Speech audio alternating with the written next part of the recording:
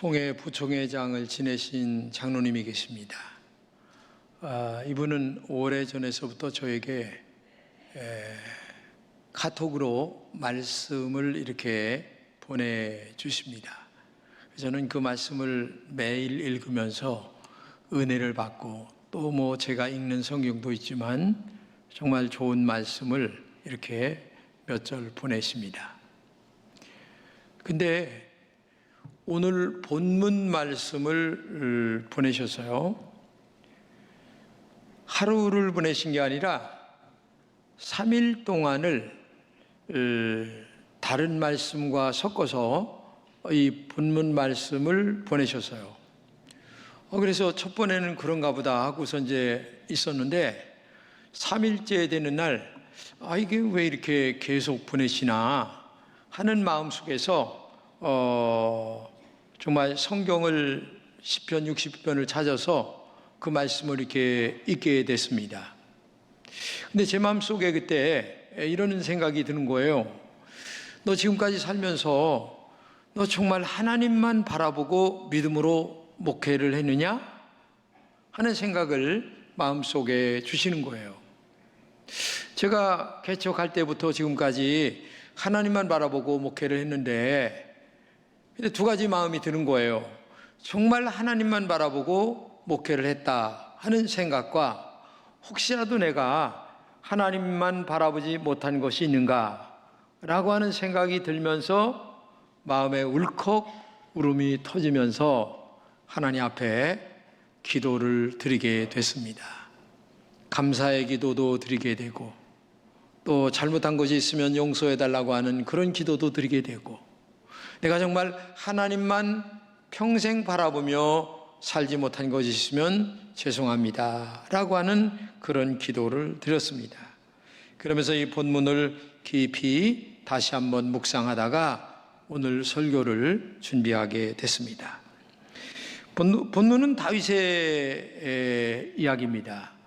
다윗은 베들레헴에서 양치는 사람으로 태어나게 되죠.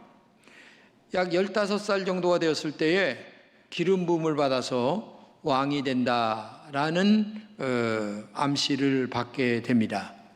그런데 왕이 금방 되질 않아요. 30살이 됐을 때 왕이 되는데 그동안에 자기 장인한테 얼마나 많은 어려움과 고난과 죽음의 역경을 지났는지 말할 수가 없어요. 정말 죽을 고비를 수없이 지납니다. 그리고 30살의 왕이 되고 난 다음에도 정말 아들에게 배반을 당하여 버선발로 쫓겨나기도 하고 신하들에게 어려움을 당하여 고난도 당하기도 하고 여러 가지 어려움을 많이 당하게 됩니다. 그 많은 사건과 시련 속에서 깨달은 게 있는데 하나가 뭐냐면 세상에 믿을 것은 아무것도 없다 라는 말입니다. 다윗은 노년에 20편 60편을 썼어요. 그는 노년에 이르러 믿을 것이 없다는 것을 꿰뚫어보는 영적인 눈이 열렸습니다. 아무것도 아닌 인생의 욕망을 향하여 달려온 자신의 내면을 스스로 단식하는 내용이기도 합니다. 그리고 그는 담담하게 이렇게 외칩니다. 본문 5절입니다. 나의 영혼아 잠잠히 하나님만 바라라. 그러니까 자기가 인생을 살고 마지막 평가하는 것은 세상 아무것도 바라볼 것이 없다. 오직 하나님만 잠잠하게 바라봐라. 이 말씀은 자신의 내면을 향한 외침입니다. 그리고 오늘 우리를 향한 외침이기도 한 것입니다. 사람에게 있어서 가장 기본되는 것이 육체입니다. 한마디로 얘기하면 건강이죠. 다른 것은 다 흔들린다 할지라도 건강만은 지켜져야 하는 것이 가장 소중한 일입니다. 그러나 다윗에게는 육신의 건강보다도 더 중요한 건강이 있었는데 바로 영적인 건강이었습니다. 영혼의 건강은 하나님과의 관계를 유지하는 영적인 맑고 깨끗한 순결을 얘기합니다. 다윗은 모든 것이 다 무너졌다. 모든 것이 다 병들어 흐느적거린다. 그래도 나의 영혼만은 건강하여 하나님과의 바른 관계를 갖고 싶다라고 하는 것이 이 노년의 깊이 깨달은 것이 다윗의 영적인 내면의 생각이라는 것을 우리가 알 수가 있다는 말입니다. 즉 하나님 앞에서 영적 자세만은 흔들림 없이 어떤 고난과 역경 속에서도 바르게 서야 되겠다라는 것이 다윗의 마음이었다는 얘기입니다. 그러면서 이런 말을 합니다. 본문 9절입니다. 사람은 신분이 천하건 귀하건 다 무익하고 한 번의 입김에 불과하니 저울에 달면 아무것도 아니요 입김보다도 더 가볍다. 우리가 사는 이 세상의 사람들은 많은 것을 따집니다. 돈을 많이 가졌나? 지위를 얼마나 가졌나? 미모도 얼마나 생각하고 있는가? 좋은 집도 생각하고요. 여러 가지를 따집니다. 그런데 중요한 것은 이런 것들은 육체적인 것들이라는 겁니다. 이런 것을 자랑하기에 바빠요. 이런 것 때문에 자존감을 잃어버리는 사람도 있습니다. 이런 것이 인간 마음에 가득하던 얘기입니다. 그러나 다윗은 신분이 귀하건 천하건 그런 것들은 아무것도 아니다. 쉬운 말로 무익하다. 이 세상의 모든 것들은 입김에 불과하다. 저울에 달면 달리지도 않는 입김 같은 것들을 가지고 인간들은 너무나 싸우며 살고 그것 때문에 아둥바둥하고 그것 때문에 별의별 일들을 다 저지르는 것이 인간이다. 입김보다 가벼운 것들에 목숨을 걸고 싸우며 난리를 치는 것이 인간이란 얘기입니다. 다윗은 하나님과는 전혀 관계가 없는 것에 관심을 가지는 인간들의 마음을 지금 꾸짖고 있는 얘기입니다. 정말 아무것도 아닌 것들을 가지고 왜 목숨을 걸고 야단들이냐? 못 믿을 이 세상을 향하여 왜 마음을 기울이고 있느냐? 그러면서 오직 한 가지, 나의 영혼아 잠잠히 하나님만 바라봐라. 정말 소중한 것은 이 땅에 어떻게 살아가느냐도 소중하지만 더 소중한 것은 이 땅에 살면서 하나님과의 영적인 관계가 정말 소중한 거야. 왜? 너는 살다가 입김만도 못한 이 세상 거 다 놔두고 갈 거야. 그렇기 때문에 영적으로 하나님과의 관계가 얼마나 소중한가를 알아야 된다. 이것을 우리에게 말하고 있는 겁니다. 한마디로 얘기하면 하나님과의 영적 관계가 훨씬 더 소중하다. 이걸 얘기하고 있는 거죠. 여러분 내면을 가만히 들여다보시기 바랍니다. 나는 정말 하나님만 바라보는 기쁜 신앙인가요? 언제 어느 때나 하나님만 바라보고 살고 있는가요? 슬플 때도 하나님만 바라보고 있고 어려울 때도 하나님만 바라보고 있나요? 기쁠 때 하나님께 감사드리고 있나요? 어떤 사람은 평안할 때 하나님 바라보다가 어려우면 기도 조금 하다가 응답이 안 되면 하나님이 안 계셔라고 말하고 시장길로 빠지는 사람들도 얼마나 많이 있는가를 우리가 알 수가 있습니다. 신앙의 본질은 우리의 영혼이 하나님과 바르게 연결되는 것이 신앙의 근본임을 우리에게 다윗은 말하고 있다는 사실을 우리가 알아야 된다는 얘기입니다. 그게 올바른 신앙이다. 그리고 두 번째 생각할 것은 뭐냐면 본문에 다윗은 잠잠하라 이렇게 말하고 있어요. 이 잠잠하라는 말이 뭐냐? 첫째는 하나님의 뜻을 찾아라 그런 말이에요. 정말 깊은 신앙은 우리의 영혼이 하나님과 연결되어서 어떤 경우에도 하나님의 뜻만을 찾는 것이 신앙의 근본이란 얘기입니다. 고난이 왔을 때도 하나님의 뜻을 찾아야 합니다. 눈물의 골짜기를 헤맬 때에도 하나님의 뜻을 찾아야 합니다. 근데 여러분의 신앙을 가만히 내면의 세계를 들여다보시기 바랍니다. 나는 지금 하나님의 뜻을 찾는 진짜 믿음인가? 아니면 인간적인 것으로 가득한가? 하나님, 이 일에서 하나님의 숨겨진 뜻이 정말 무엇인가요? 라고 이렇게 정말 기도하고 있는가? 신실하게 하나님의 뜻을 찾는 깊은 믿음이 우리들의 믿음이 돼야 된다는 얘기예요. 왜? 다 입김만도 못한 것들은 때가 되면 놓고 갈 것들이기 때문에 그렇다는 얘기예요. 두 번째는 하나님에게 맡긴다는 얘기입니다. 하나님에게 맡긴다는 말은 하나님의 뜻대로 되었으면 좋겠다 그런 말이에요. 근데 문제는 우리는 하나님의 뜻보다 내 뜻대로 되었으면 하는 생각이 너무나 가득하다는 얘기입니다. 이것은 믿음도 아니고 종교라는 얘기입니다. 우리는 종교에는 되지 말아야 합니다. 언제나 하나님의 영혼이 연결된 깊은 영적인 신앙으로 우리 내면의 상태가 되어져야 된다는 얘기죠. 그것을 하나님이 기뻐하십니다. 그래서 다윗은 다시 말합니다. 5절입니다.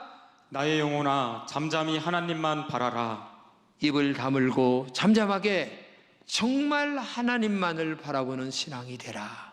이렇게 우리에게 말하고 있죠. 세 번째는 변명을 멈추라고 하는 말입니다. 논리를 잠재우라는 얘기입니다. 한이 맺혔습니다. 원한에 사무칩니다. 그때 하는 말이 점점 더 고통스럽게 된다는 얘기입니다. 누구 때문이라고 말하지 말라는 얘기입니다.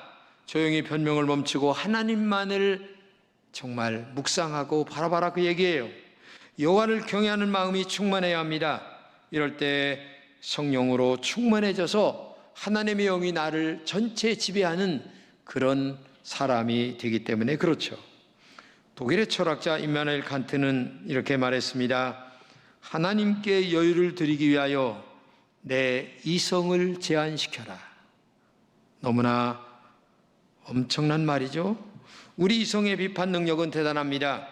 생각하기 시작하면 이렇게 생각하고 저렇게 생각하고 또 이렇게 저렇게 궁리하다 보면 끝없이 뻗어나가고 시작한 것과 결론은 전혀 다른 것으로 결론을 맺을 때가 많이 있어요. 그러나 다윗은 나의 영혼아 잠잠히 하나님만 바라라 말합니다. 모든 나의 생각을 멈추라는 얘기입니다. 우리는 모든 인간의 생각을 멈추고 오직 하나님만 바라보는 그런 신실한 믿음들이 여러분들에게 있기를 진심으로 축복합니다. 네 번째는 하나님께만 기도하라는 말입니다. 우리 인간들끼리 이런저런 말을 하지 말고 그리고 오직 하나님께만 우리의 내면의 아픔을 털어놔라. 근데 우리는 사람들끼리 서로 이야기하면서 인간의 내면의 아픔을 100번 털어놔봐야 무슨 도움이 되겠어요? 돌아오는 게 뭐가 있겠어요?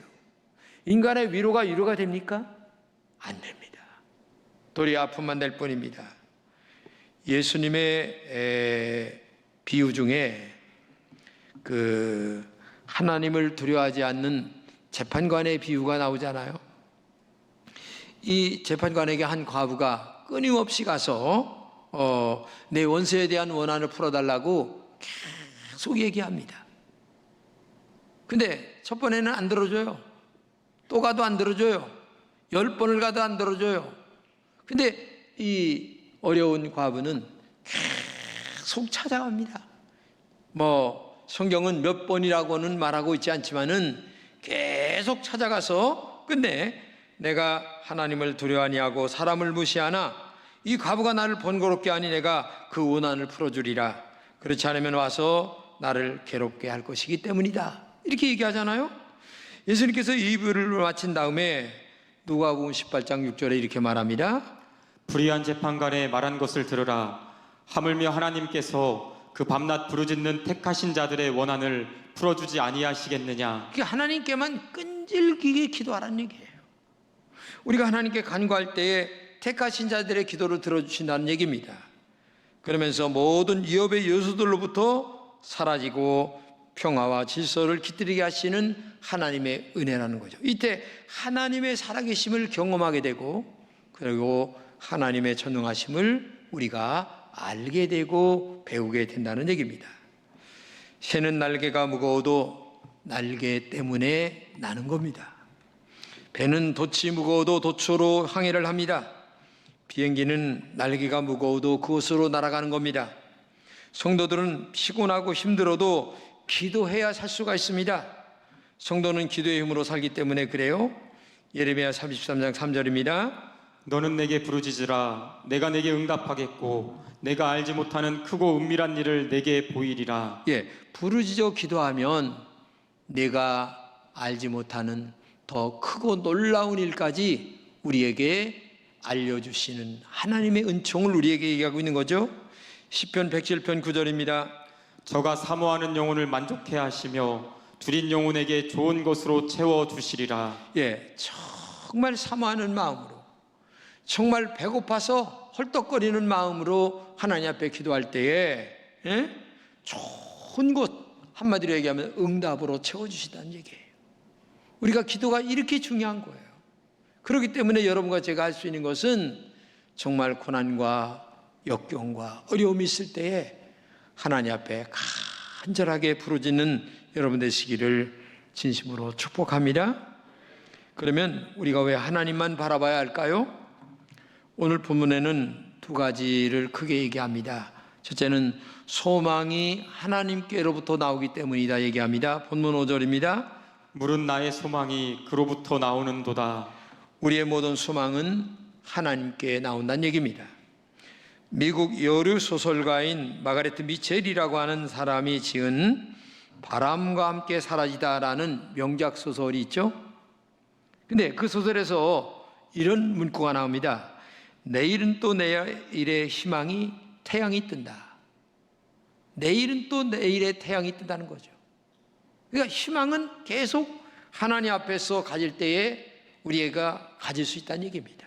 그러니까 낙심하지 말고 하나님께 소망을 가지고 살아가는 사람들에게 하나님은 능력과 은혜를 우리에게 주신다. 그런 얘기예요. 그러니까 아무리 절망적인 상황에서도 소망을 버리지 않는 것을 우리에게 말하고 있는 거죠. 소망은 고난 중에 인내하게 합니다. 그 인내로 고난을 극복하게 하는 거예요. 그렇기 때문에 하나님에게 진정한 희망과 소망이 있다는 것을 기억하고 정말 우리는 하나님께 잠잠하게 오직 기도하는 인간의 여러 잡담들을 덜어놓고 하나님께만 오직 기도하는 믿음을 가져야 된다는 거죠. 덴마크의 철학자 켈케고르는 절망은 죽음에 이르는 병이다 얘기했습니다. 사람은 희망을 잃으면 삶의 모든 의욕을 잃어버리게 됩니다. 사람은 희망을 잃으면 인생을 살아갈 힘을 상실하게 됩니다. 우리는 어떠한 상황에서도 절망해서는 안 됩니다. 절망의 문제 해결에 전혀 도움이 안 됩니다. 우리는 어떤 역경 속에서도 희망을 가져야 되고 소망을 가져야 됩니다. 소망은 고난을 극복하는 능력이기 때문에 그래요. 믿음 안에서 소망은 명사가 아니라 동사입니다. 동사라고 하는 말은 행동할 수 있는 용기와 희망을 바로 희망과 소망은 우리에게 주는 능력이 있다는 얘기입니다. 소망은 삶의 원동력입니다. 소망은 우리에게 하나님만 바라보도록 구체적으로 역사하십니다. 소망은 하나님만 바라보도록 우리에게 축복합니다. 그렇기 때문에 여러분 어려움과 고난과 역경이 있다 할지라도 기도라는 영적인 도구가 우리에게 내 손에 믿음 안에 들려있는 한 낙심하지 말고 하나님께 소망을 가지고 기도하는 여러분 되시기를 진심으로 축복합니다. 두 번째는 하나님께만 권능이 있다는 사실을 꼭 기억하시기 바랍니다. 본문 11절이에요. 하나님이 한두 번 하신 말씀을 내가 들었나니 권능은 하나님께 속하였다 하셨도다. 이 권능은 하나님께 속했다는 얘기입니다. 권능. 근데 이 권능이라고 하는 말이 뭐냐? 강하다라는 말에서 유래가 됐는데 이 말은 힘, 세력 아니면 능력 이런 뜻이에요. 군대를 뜻하기도 합니다. 전사들의 힘과 세력을 말하기도 합니다. 힘과 이 권능은 하나님의 본질적인 속성입니다. 하나님께서는 그의 백성들을 위하여 그들의 그들을 대항하여 힘을 행사하십니다. 이 세상에서 하나님을 당할 자는 아무것도 없습니다. 그래서 우리는 권능의 하나님 앞에 잠잠해야 합니다. 권능의 하나님 앞에 철저히 순종하는 믿음만 갖고 살아가는 영적 자세가 굉장히 중요합니다. 성경에 보게 되면 이스라엘 백성들이 애굽에서 10가지 하나님의 능력의 재앙으로 권능으로 나오게 됩니다. 나온 다음에 광야길을 모세를 졸졸졸졸 따라서 갑니다. 근데 한참 가다 보니까 홍해바다를 만나게 됩니다. 근데 홍해바다가 앞에 있고 뒤에는 애굽의 군마들이 병거들이 지금 따라옵니다. 그러니까 가운데 중간에 정말 오도 가도 못하고 정말 도간에 든 쥐가 된 거죠. 이게 성경의 이야기예요. 그러니까 이스라엘 백성들은 얼마나 모세를 원망하는지, 야 애굽에 매장지가 없어서 우리를 이 광야에서 죽게 하려고 데려왔느냐? 자, 돌아가자. 별의별 원망과 소리를 다 지릅니다. 그래서 모세는 곤경에 처하게 됩니다. 그때 하나님 앞에 엎드려 기도를 합니다. 하나님, 죽겠습니다. 어떻게 해야 됩니까? 라고 얘기하니까 하나님께서 걱정 마라. 네가 갖고 있는 지팡이 있지? 이걸 들어서 이 홍해 바다를 향하여 내밀어 말씀하시는 거예요. 그래서 하나님 앞에 정말 홍해 바다를 향하여 내미는데, 그때 하나님이 주신 말씀이 이거예요. 출애굽기 14장 14절입니다. 여호와께서 너희를 위하여 싸우시리니 너희는 가만히 있을지니라. 하나님이 싸우신다는 거예요. 하나님이 싸우시니까 가만히 있어. 힘들어도 가만히 있어. 어려워도 가만히 있어. 하나님이 싸우셔. 가만히 있어. 조용히 하나님만 바라봐. 그때 하나님의 권능으로 바다를 가르셨고, 그리고 이스라엘 백성들은 바다를 육지처럼 건넜다. 걸어서 건넜다. 이렇게 말하고 있잖아요. 우리가 믿는 권능의 하나님을 믿으며 오직 믿음으로 하나님만 바라보는 여러분 되시기를 간절히 축복합니다. 이게 믿음이에요. 하나님께 우리가 기도할 뿐입니다. 그러면 하나님은 모든 것을 합력하여 선을 이루어 가십니다. 나의 생명이 하나님께로만 나옵니다. 나의 소망과 능력이 하나님께로만 나옵니다. 영광이 하나님께로만 나옵니다. 능력이 하나님께로만 나옵니다. 문제 해결이 하나님께로만 나올 줄로 믿습니다. 이게 중요한 거예요. 그러므로 우리는 오직 하나님만 바라보는 믿음이 여러분들에게 있기를 축복합니다. 정말 이게 얼마나 중요한가를 몰라요. 여러분 지금 어려움 속에 있습니까? 그러나 낙심하거나 포기하지 마시기 바랍니다. 하나님만 바라보시기 바랍니다. 하나님을 향한 믿음을 포기하지 마시기 바랍니다. 반드시 역사를 주관하시는 하나님께서 우리의 어려움을 해결해 주실 줄로 믿습니다. 우리 모두 함께 기쁨의 거룩한 영광스러운 날을 체험할 그날이 분명히 올 줄로 믿습니다. 우리는 오직 하나님께만 기도합시다. 하나님만 바라봅시다. 내 영혼아 잠잠히 하나님만 바라라. 잠잠히 하나님만 바라라. 이 말씀이 얼마나 능력이 되고 힘이 되는지 몰라요. 우리 모두 잠잠하시기 바랍니다. 우리의 소망과 권능은 하나님께로만 나오기 때문에 그렇습니다. 지금은 기도할 때입니다. 우리도 기도함으로 더욱 하나님만 바라보는 여러분 되시기를 축복합니다. 정말 어떤 어려움과 고난이 있을 때에 인간 많아서 이런 얘기 저런 얘기 너무 많이 하지 말고 하나님만 바라보고 기도로 이겨나가는 우리 금천의 모든 성도들이 되시기를 진심으로 축복합니다.